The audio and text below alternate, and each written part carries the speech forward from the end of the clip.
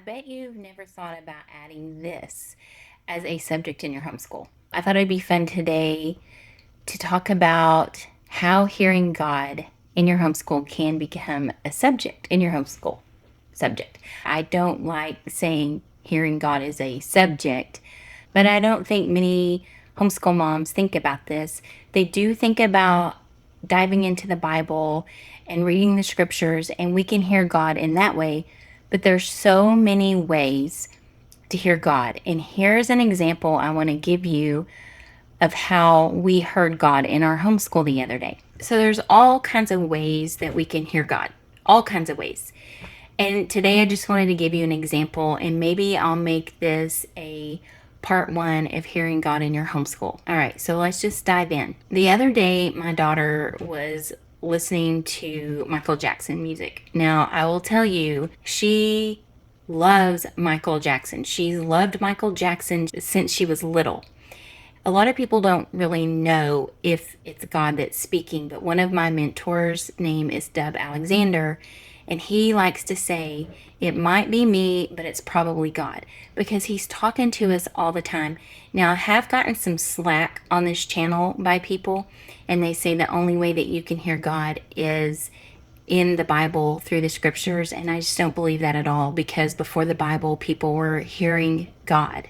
He talked through a burning bush. He talked through a donkey. He talked through angels. There's all kinds of examples of how he talked, and he wants to talk to his children.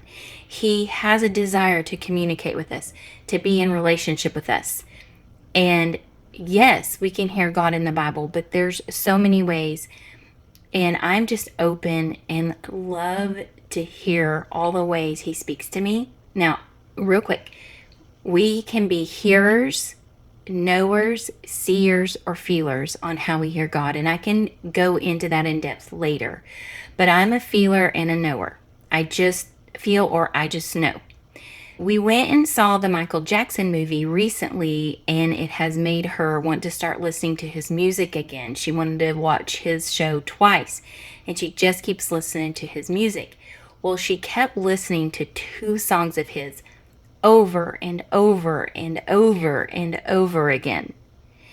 And I was like, okay, God, is there something in these songs that her heart is needing right now? So I've learned to be aware of that kind of stuff. Like, is there something in that we're needing? One of the songs was They Don't Really Care About Us. And the other one was Hold My Hand. And he sings it with somebody else. Is it Akon or something like that? Anyway, I told her, I said, hey, why don't we sit down and see what might be in this song for you of what you're needing.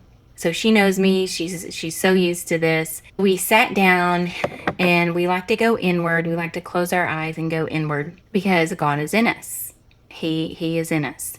And we live in union with God. So he's in us. We are in him. And we love just to close our eyes. And instead of praying like, God, show me, we just know he talks to us. So we open our hearts to hear what you say about this. We listened to this song about They Don't Really Care About Us. We just started listening to it. And I said, as you listen to this, what is God speaking to you? And in about 10 seconds, I knew what it was. But I wanted to see if she knew what it was. She opened her eyes and she started crying. She goes, I know what it is, Mom. She's been rejected by some people in her life. And it's been an ongoing thing in her life with these certain people. And she said, my soul is feeling like they don't really care about me. So what we did is I said, I want you to listen to this music and I want you to think about that while you're listening to it and really feel it. Because when we feel, feelings are feelings and we have to feel them to get through them. And a lot of times music can help us process emotions when we allow it to and when we're aware of it. So she did that and she just felt that and thought about that.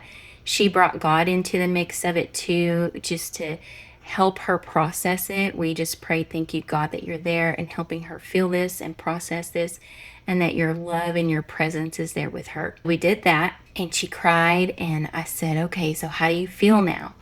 And she said, "Oh, Mom, I feel so much better. Thank you." I said, "Okay, so now let's go to this other song that you keep listening to over and over and over again. And let me look up the lyrics for you real quick." Okay, so this song is all about holding my hand. Like, we're better off being together. Hold my hand. Than being miserable alone. Hold my hand. Because I've been there before, and you've been there before. But together we can be all right. Because when it gets dark and when it gets cold, we hold each other till we see the sunlight. So if you just hold my hand, I promise that I'll do all I can. Things are going to get better if you just hold my hand. Nothing can come between us if you just hold my hand. And the nights are getting darker, hold my hand. And if there's no peace inside, hold my hand. So we sat there, and I don't say anything. I just say, "Go inward and go ask God, what are you speaking to me?" And again, she cried, and she said, "He wants me to hold his hand through all of this life, through everything that I'm going through, that he's there with me, and things are always going to get better when I'm with him and I hold his hand." I don't know about you, but if I'm looking in the Bible and I'm just memorizing scripture, just memorizing it, right? Sometimes that can just get like a formula, right? And we don't really get to know that relationship with God.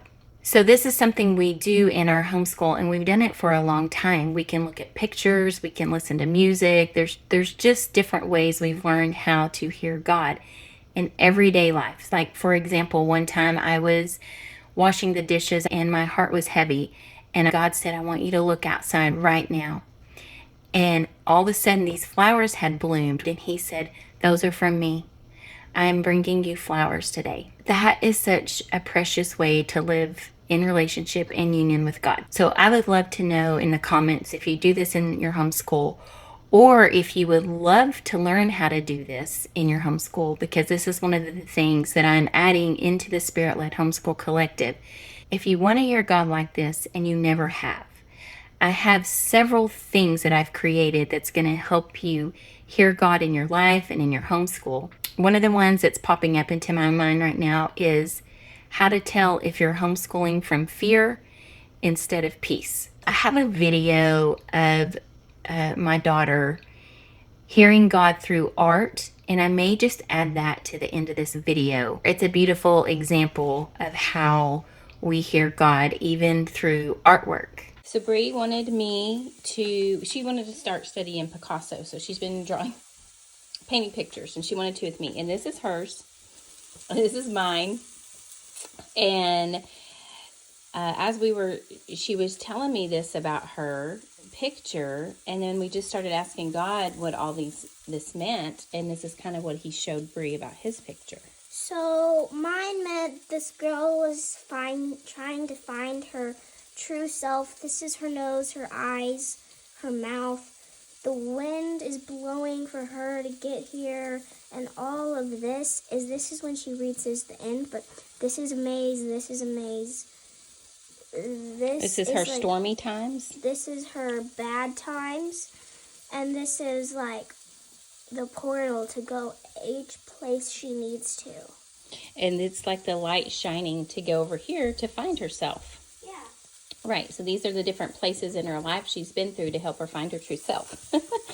And I didn't know I was drawing this, but it represents me. And I was like going, okay, what colors do I need? And all these colors would pop up, and these eyes, I had this vision of the eyes and the hands. And what I heard was, when I speak, love comes out, and I speak boldly. And the orange represents excitement for my purpose. And they're also comfy, cozy shoes, because I bring a comfort and cozy to people. Blue is healing, and brown is grounding. And so these eyes actually represent that I can see in all these little circles, like different portals into people's lives where they need healed. So my eyes can go out and see what needs to be healed, and as I go, I'm bright and shining. And as people get healed and grounded into God, they're going to shine their light as well. And I guess that's all for today. There are going to be other videos up here that you will probably love to watch when this is over. And if you're listening over on my podcast and you want to see the video that I'm adding in to this about my daughter's artwork, you can come to my YouTube channel at Spirit Led Homeschool. Okay, I will see you in the next episode.